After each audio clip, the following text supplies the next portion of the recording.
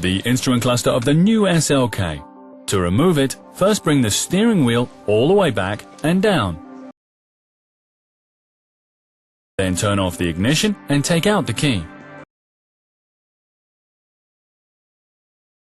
Then with a wedge, unclip the cover of the steering wheel column module and slide it backwards. Remove the control knob.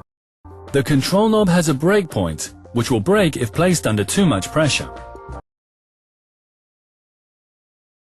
At the bottom of the instrument cluster are two screws. Undo them.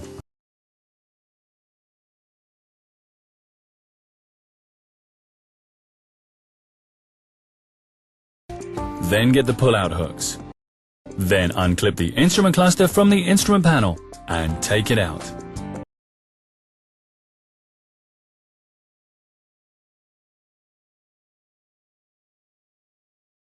Then disconnect the plug connector.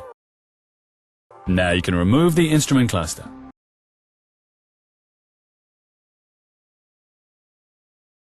Assemble in the reverse order.